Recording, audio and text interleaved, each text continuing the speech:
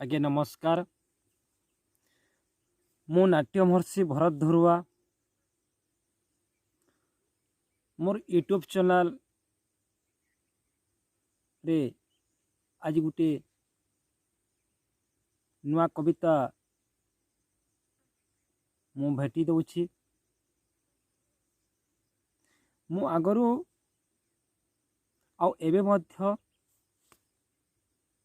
आम भाषा रे जोटा कि कोसली सम्बलपुरी भाषा रे कविता नाटक प्रबंध काव्य रम्य रचना ये सबू साहित्य प्रत्येक विभाग को मु लेखनी चालना करिथाए। हेले मो लेखक हेबार दीर्घ 20 वर्ष भितर गोटे अभूला स्मृति मु आपण को भेटी देउछि कहूछि।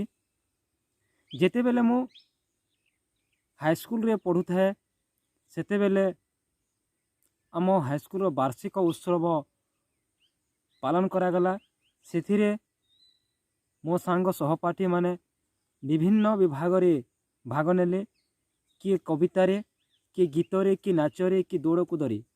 हेले मु गीत गाइबा विभाग को मु भाग नेली। जेते बेले मो सांग माने अनेक प्रकार गीत गाइले, किए देशात्मक गीत किए भजन गीत। हेले मु गोटे देशात्मक बोधक गीत गाइली जोटा कि मु से गाई सारिला परे किंबा जिते बेले मु मंच को गली मो शिक्षक माने मो सांग माने मते हसी रे उड़ाई देली। कहीं ना मु जेते बेले प्रथम होई मंच को जाइथिली आउ सेथिरे मु गीत गाइबा जगारे ता पाखरे गोटे चौकीटे थिला आउ ता पाखरे अतिथि माने आउ मो शिक्षक माने बसी थिले। मु गीत गाइबा आगरू जिते बेले मंच को गली संगे संगे चौकी रे बसी देली आउ गीतटी गाइली। सेते बेले मो शिक्षक जड़े ठोकला हसी देली। मु जानी पारिली नाही कहीं से माने हसिले। मु लज्जित हो गली आउ सेही ठारे मो शिक्षक जने ओडिया भाषा रे गल्प लेखुथिले। मु जानी पारिली से बुधे निये को गर्व करुछंती आउ ताकर लेखकीयर अपमान मो उपरे चाप पकाइले। मु सही दिन प्रतिज्ञा कली मु जने मध्य ओडिया साहित्य रे भल कविता लिखिबी, भल नाटक लिखिबी, भल प्रबंध लिखिबी। ओडिया भाषा रे नुहे कोसली भाषा रे मध्य मु बेस धुरंदी हेबी नाटक लिखिबारे कविता लिखिबारे। किंतु सेही हस टिके आज मध्य मो मनरे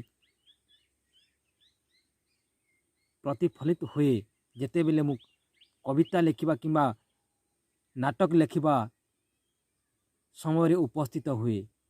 किंतु आज ओडिशार आम पश्चिम ओडिशार ओडिया भाषा रे आउ कोसली भाषा रे मु जो लेखनी चालना करिछि मो कविता नाटक रम्य रचना काव्य 500 पत्र पत्रिका आम पश्चिम ओडिशा आ पूर्व ओडिशा 500 पत्र पत्रिका धारावाहिक हिसाब रे मोर 10,000 रु अधिक लेखा प्रकाशन पाई सारिछि। किंतु सही हस टिकेक पाई, सही लज्जा टिकेक पाई ଆଜି ମୁଁ ଲେଖକର ପରିଚୟ ଆପଣମାନଙ୍କରେ ମୁଁ ଉପସ୍ଥାପନ କରିଛି। କିନ୍ତୁ ସେହି ପ୍ରତିଜ୍ଞା ଯେପରି ଶେଷ ସେହିପରି ଛୋଟ ଶିଶୁଟିଏ ଯେମିତି ଧର୍ମାପଦ କୋଣାର୍କ ମୁଣ୍ଡି ମାରି ପାରିଥିଲା, ଠିକ୍ ସେପରି ମୁଁ ସେଇ ଛୋଟ ଦିନରୁ ସେହି ଶିକ୍ଷକଙ୍କର ହସ ଲଜ୍ଜାକ ମୋ ଉପରେ ଯେମିତି ଠୋକନା ହସି ଦେଇଥିଲେ, ଇଏ କେମିତି ଗୀତ ଗାଉଛି, ଗୀତ ନ ଗାଇବା ପରେ ଚୌକିରେ ବସି ପଡ଼ୁଛି। ହେଲେ ଆଜି ମୁଁ କବିତା, ନାଟକ, ଉପନ୍ୟାସ, କାବ୍ୟ ଲେଖିପାରିଲି। କିନ୍ତୁ ହେଲେ ପ୍ରତ୍ୟେକ ବ୍ୟକ୍ତିଙ୍କର ଉତ୍ସାହ ପ୍ରେରଣା ଆଗ୍ରହ ନଥିଲେ କୌଣସି କାର୍ଯ୍ୟରେ ସଫଳ ହୋଇପାରିବା ନାହିଁ। ସେ ନେଇ ଆଜି ଗୋଟିଏ କବିତା ଧର୍ମାପଦ କବିତା ଆପଣମାନଙ୍କୁ ଉପସ୍ଥାପନ କରୁଛି।